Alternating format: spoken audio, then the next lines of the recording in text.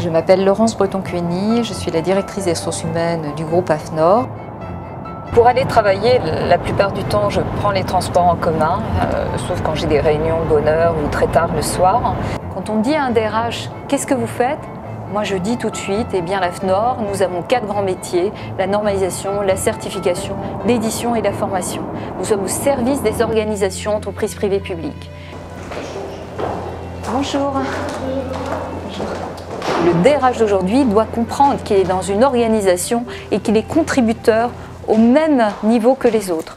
Quand je suis en réunion, que ce soit au Cercle Miromesnil ou ailleurs, je représente mon entreprise. Ce que j'ai commencé à faire, c'est que j'ai listé, si tu veux, les questions qui se posaient ou qu'on m'a déjà posées.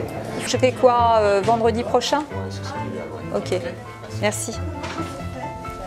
Nous, on n'est pas dans ce groupe. D'accord. Je pense qu'on a besoin d'être là pour contribuer à argumenter sur les attendus de ce travail et faire en sorte que les DRH soient là. Ces normes ne seront utiles que si elles sont faites par les DRH.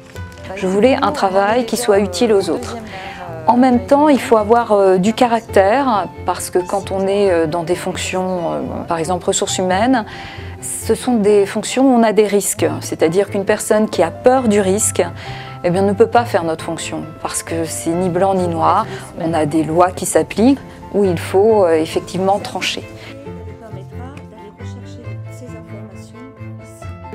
Dans un poste de DRH, on suit des politiques, des stratégies, on accompagne pour des accords. La gestion des cas individuels peut amener à des cas de conscience.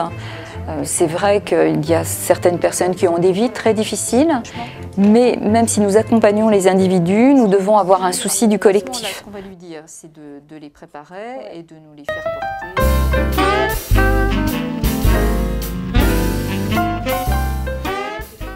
Dans la gouvernance humaine, il y a une chose fondamentale qui est à la fois la place des DRH au sein des comités exécutifs et surtout la place des ressources humaines au niveau, on va dire, des sujets traités, au niveau des conseils d'administration.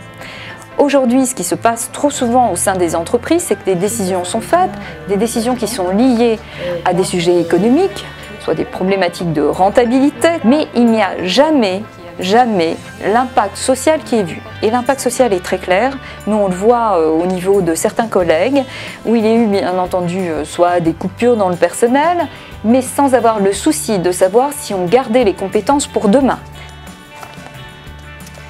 Bonjour Marie-Claude. Bonjour Laurence, comment vas-tu? Bah, écoute, bien. Là, en fait, je suis en conf call avec une collègue québécoise avec laquelle je travaille sur ce qu'on appelle le système de management de la santé globale. Je prends appui sur les travaux du Québec. Bye bye. Au revoir. Hein.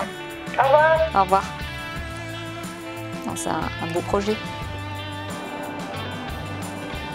J'ai au moins un rendez-vous à l'extérieur par semaine. Aujourd'hui, je pars dans un studio d'enregistrement pour faire mon portrait, car la personne qui intervient pour nous sur le baromètre social m'a demandé d'intervenir à ses côtés pour une journée dédiée aux communicants internes. C'était une journée de réunion intense. Hier, j'étais en représentation, je suis rentrée tard. Et puis ce soir, bien, je vais voir ma sœur. Donc ça va nous permettre de parler d'autre chose.